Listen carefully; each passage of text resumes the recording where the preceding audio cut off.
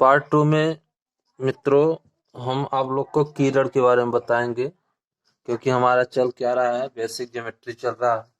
Basic concept of geometry में बता रहा हूँ इस वीडियो में। तो पार्ट 1 में मैंने आप लोगों को परिचय बताया था ज्योमेट्री का, बिंदु बताया था, रेखा बताया था, और इस वीडियो में हम कीरड़ बताएंगे।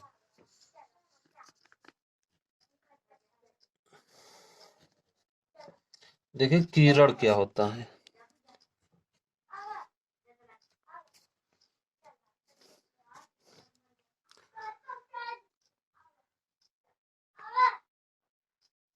तो किरण में जो है केवल एक ही दिशा होती है।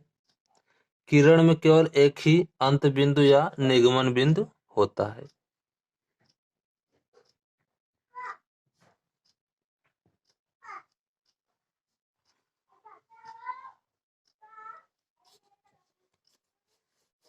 तो हम जानते हैं कि रेखा के दो भाग होते हैं। जैसे मान लीजिए यहाँ मैं आपको बताता हूँ,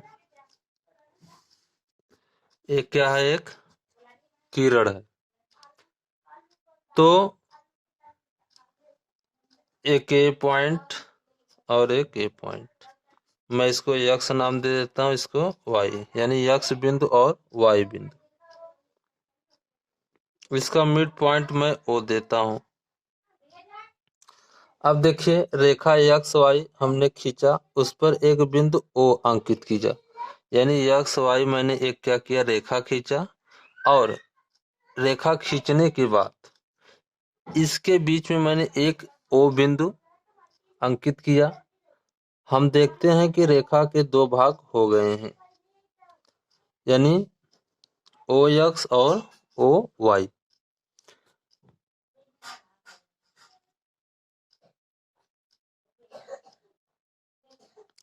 तो रेखा के दो भाग हो गए हैं, मैं इसको नाम दे देता हूं ओ एक्स तथा ओ वाई। ये दो रेखा हो गए।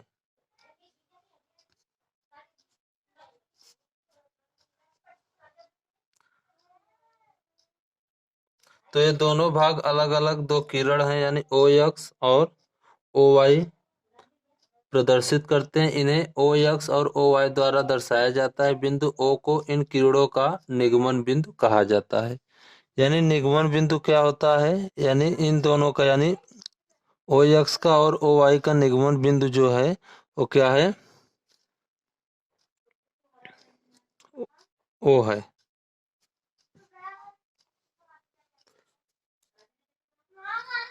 मैं कुछ चीजें बता देता हूं आपको ध्यान देने के लिए, ध्यान दीजिए, ध्यान दें। देखिए किरण में केवल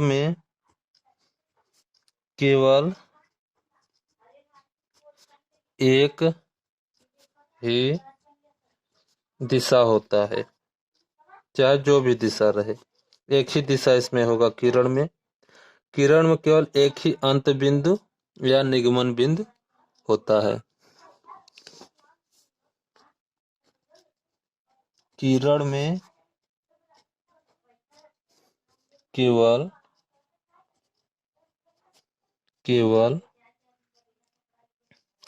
एक ही अंत बिंदु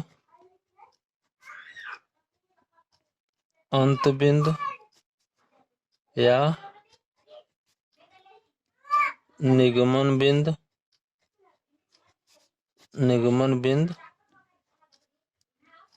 निगमन बिंदु होता है।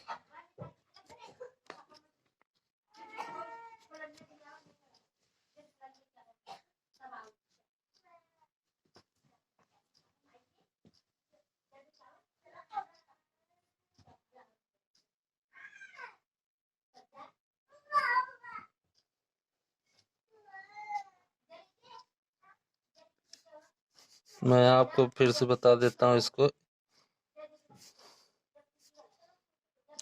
एक्स ओ और एक ओ वाई।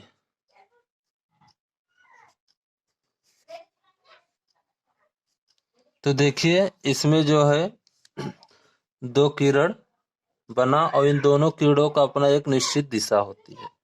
कहने का मतलब एक ही दिशा इसका होता है। अगला हमारा है तल, सरफेस।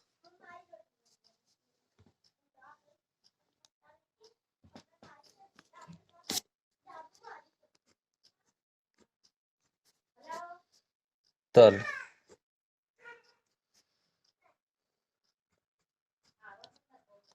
सरफेस। तो देखिए सरफेस क्या होता है।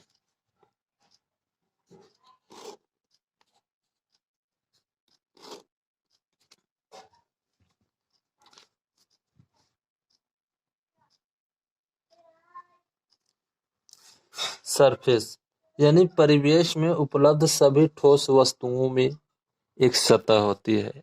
यानी कहने का मतलब हमारे वातावरण में जितनी भी वस्तुएं होती है, आपको दिखाई देती हैं, जितनी भी वस्तुएं, उनका एक अपना क्या होता है, सतह होती है। जैसे मैं एग्जांपल में मैं एक बताऊं आपको। जैसे मान लीजिए ये मेरे पास क्या है, एक डिब्बा डिब्बा है। अब देखिए मैं इसको ऐसे रख रहा हूँ, तो इसका अपना एक क्या है, सतह है। कोई भी चीज आप रखिए, इसका अपना एक क्या होता है, सतह होता है, या इसका क्या है, सतह है। जैसे मैं इस स्केल को रखता हूँ, देखिए स्केल का अपना एक क्या है, एक सतह है। तो इसी तरह जो है अलग अलग प्रकार की वस्तुएं जितनी भी होती हैं, उनका एक अपना निश्चित एक सतह होता है। और इन्हीं सतह को क्या बोलते हैं, तल या पृष्ठ कहते हैं।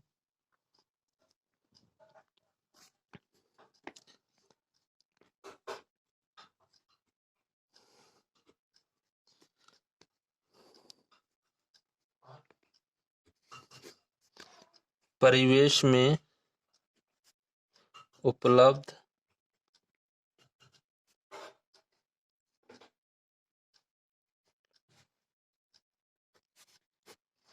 परिवेश में उपलब्ध सभी ठोस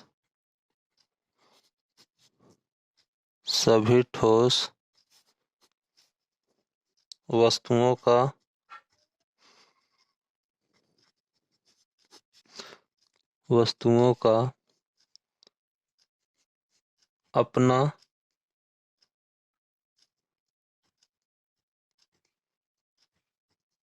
अपना एक सतह होता है।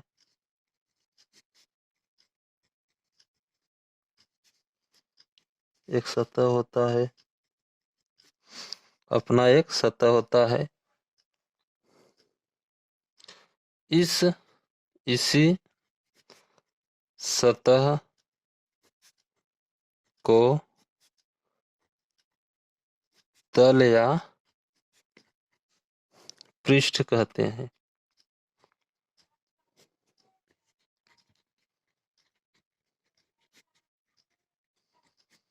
सतह या पृष्ठ कहते हैं।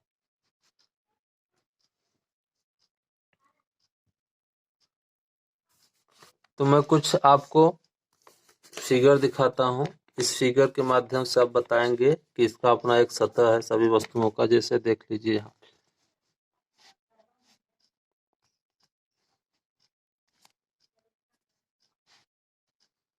देखिए क्या है, एक पासा है। इसका अपना एक क्या है, यहाँ से देखिए इसका एक सतह है। ये सिलेंडर है, इसका सतह है। ये फुटबॉल है, देखिए इसका एक अपना सतह है। ये देखिए कौन टोपी जोकर का है, इसका भी क्या है, एक सतह है। इसके बाद देखिए एक बॉक्सा है, इसका अपना एक क्या है, सतह है। यानी इसी सतह को हम क्या नाम देते हैं, तल कहते हैं या पृष्ठ कहते हैं। इसको क्या बोलते हैं, तल या पृष्ठ कहते हैं।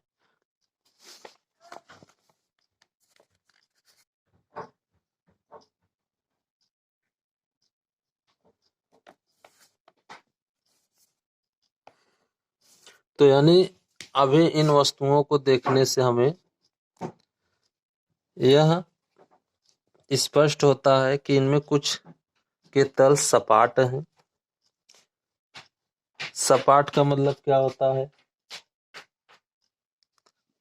सपाट का मतलब जो फ्लैट हो, जो फ्लैट यानी जैसे देखिए,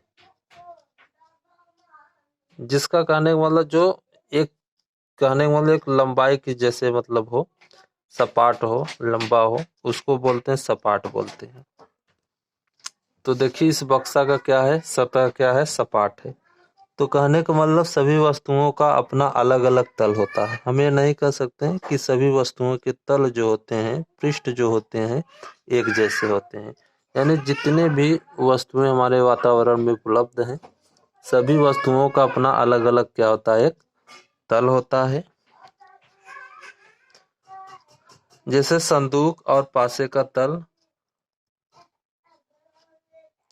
कुछ वस्तुओं के तल वक्र हैं।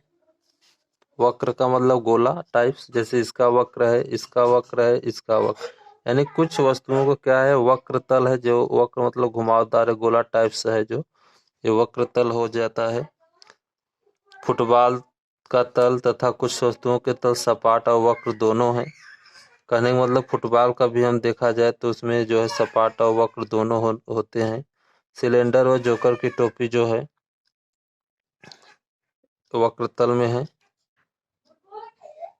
तो आपको वक्र तल समझ में आया, सपाट जिसको बोलते हैं भी आपको समझ में आया। तो कुछ चीजें मैं आपको बताता हूँ। तो पार्ट 3 में हम आप लोगों को एक रेखीय बिंदु या सरेख बिंदु के बारे में बताएंगे, और इसके आगे जो चीजें हैं वो चीज आपको बताएंगे। आपका चल क्या रहा है, ज्योमेट्री चल रहा है। तो ज्योमेट्री के सभी कंसेप्ट जो है, बेसिक कंसेप्ट जो है, मैं पार्ट 1, पार्ट 2, पार्ट 3 जितने पार्ट्स में होंगे मैं आपको अच्छे से बताने का प्रयास करूंगा। तो अभी तक आपको मैंने पार्ट 2 तक बताया। पार्ट 3 में आपको सीखने का है एक रेखीय बिंदु या सरेख बिंदु, जिसको हम कोलिनियर पॉइंट्स कहते हैं। देखिए रेखीय बिंदु क्या होता है, यानी एक तल में स्थित 3 या 3 से अधिक बिंदु एक रेखीय बिंदु कहलाते हैं या सरेख बिंदु कहलाते हैं, यदि वे सभी एक ही रेखा पर स्थित हो। यानी एक ही रेखा पर यदि स्थित होगा 3 या 3 से अधिक बिंदु, तो वह बिंदु क्या कहलाएगा, रेखीय बिंदु कहलाएगा या सरेख बिंदु कहलाएगा। और वह बिंदु जिस रेखा पर स्थित होता है वह रेखा कहलाता है सरेखता रेखा। उसको हम बोलते हैं सरेखता रेखा, यानी लाइन ऑफ कोलिनियरिटी बोलते हैं। जैसे एग्जांपल्स में आपको बताऊंगा, समझ में आएगा।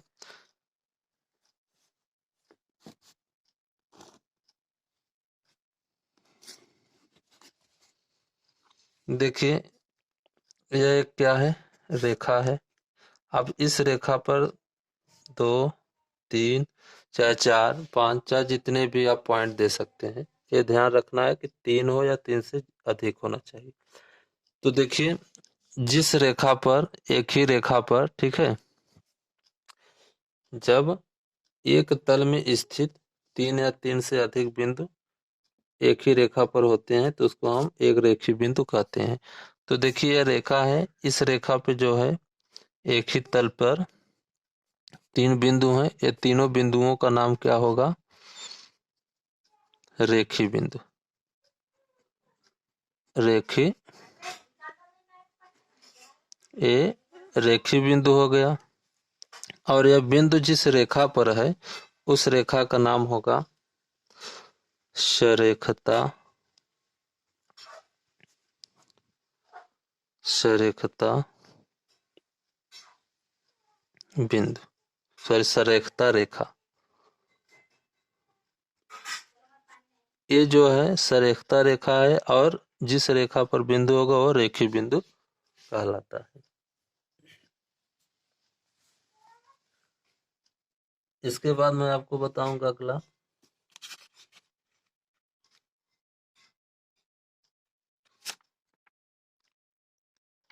असरेख बिंदु। असरेख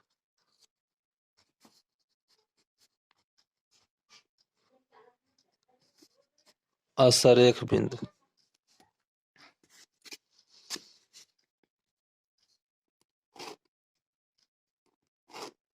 देखिए असरेख बिंदु क्या होता है।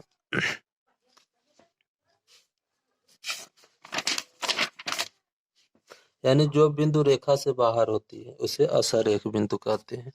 जैसे मैं एक रेखा खींच देता,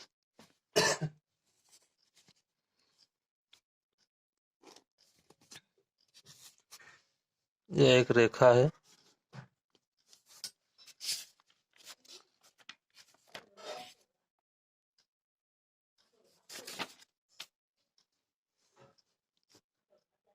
तो मैं यहाँ एक बिंदु देता है, एक यहाँ पे, एक यहाँ पे, एक यहाँ पे।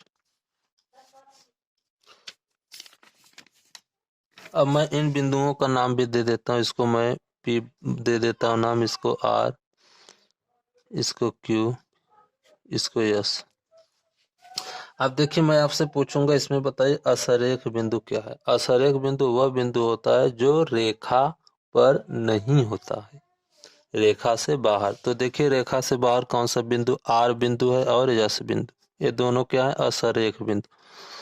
R तथा S बिंदु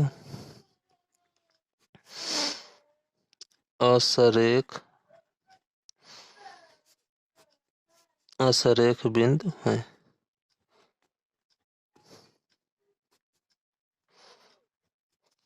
तो आपको असरेख बिंदु समझ में आ गया होगा, और सरेख बिंदु क्या तो समझ में आ गया। अब अगला हम आपको बताएंगे प्रतिच्छेदी रेखा यानी intersecting line.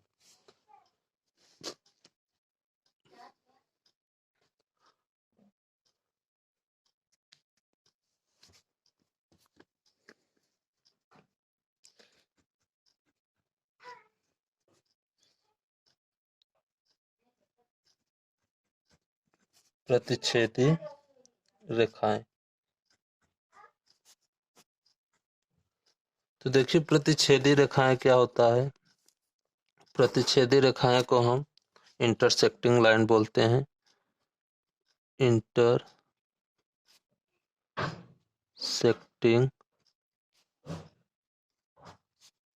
Line, intersecting line.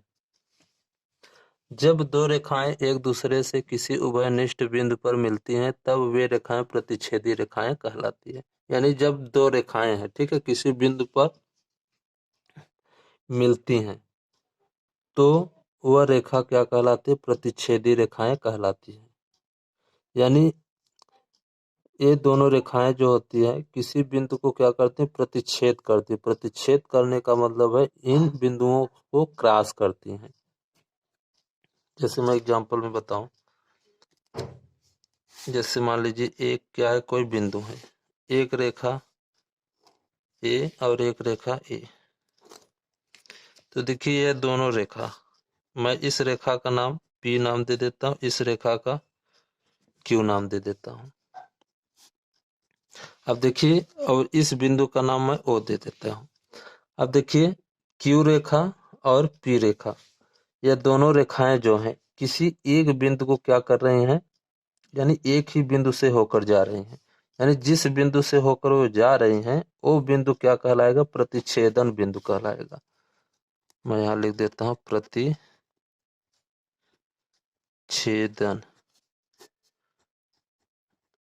बिंदु। और ये दोनों रेखाएं क्या कहलाएगी, प्रतिच्छेदी रेखाएं। यानी जब किसी बिंदु को क्या करें, प्रतिच्छेद करें। प्रतिच्छेद का मतलब होता है कि इस बिंदु को पार कर दें, उस बिंदु को क्या कर दें, क्रॉस कर दें, पार कर दें, तो वह क्या कहलाएगा, प्रतिच्छेदी रेखाएं कहलाती है। या हम दूसरी भाषा में कह सकते हैं, जब दो रेखाएं जो हैं किसी एक ही बिंदु पर मिलती हैं तब ये रेखाएं कहलाती हैं, प्रतिच्छेदी रेखाएं कहलाती हैं। और जिस बिंदु पर वह मिलती हैं वह बिंदु प्रतिच्छेदन बिंदु कहलाता है या प्रतिच्छेद बिंदु कहलाता है। तो ये जो है प्रतिच्छेदन बिंदु हो गया। और मैं यहाँ लिख देता हूँ क्यू पी रेखा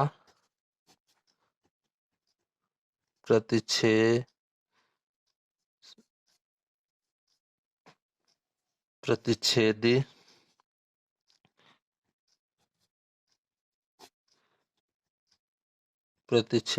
रेखाएं हैं। तो प्रतिच्छेदी रेखाएं आपको समझ में आया और प्रतिच्छेदी बिंदु भी समझ में आ गया आपको। इसके बाद है समांतर रेखा।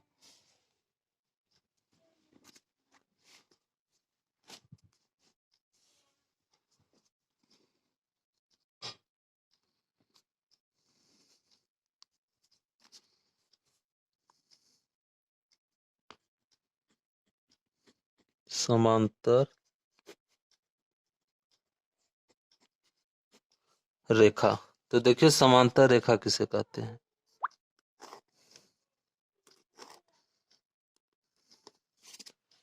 समांतर रेखा क्या होता है? जब दो रेखाएं एक दूसरे को कभी नहीं काटती हैं तो ऐसी रेखाएं को समांतर रेखा कहते हैं। जब दो रेखाएं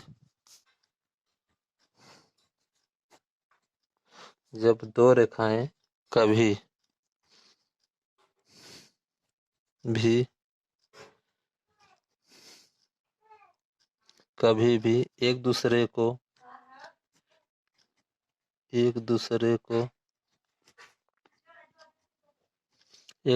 को नहीं काटती हैं,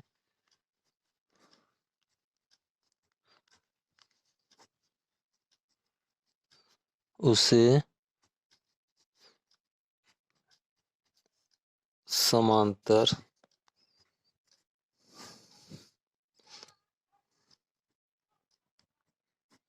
रेखा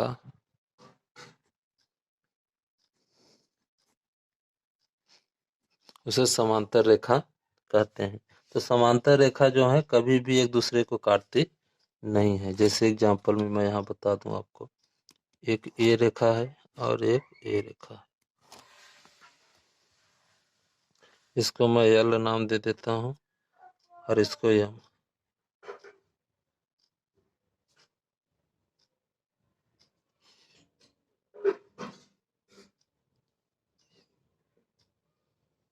तो देखिए ये दोनों रेखाएं जो हैं एक दूसरे को काट नहीं रही हैं, यानी एल रेखा और एम रेखा। तो ये दोनों रेखाएं क्या कहलाएगी? समांतर रेखाएं कहलाएगी।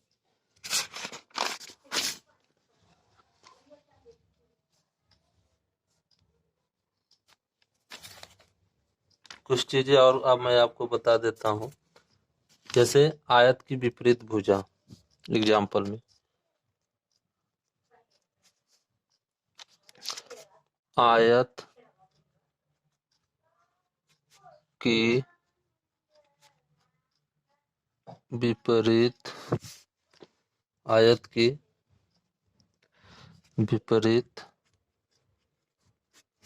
भुजा, आयत की विपरीत भुजाएं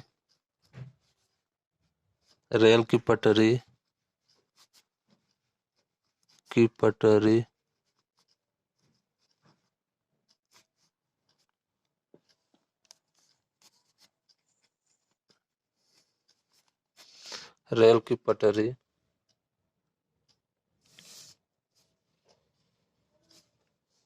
कमरे की विपरीत दीवारें, कमरे की विपरीत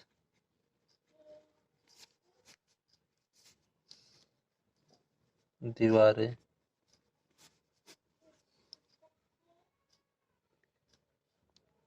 तो ये सब जो हैं क्या है? समांतर रेखा के उदाहरण हैं।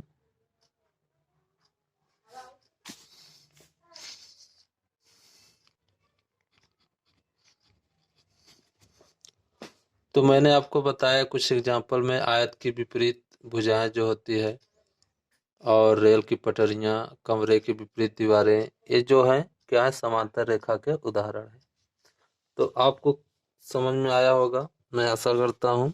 लास्ट हमारा है सगामी रेखाएं।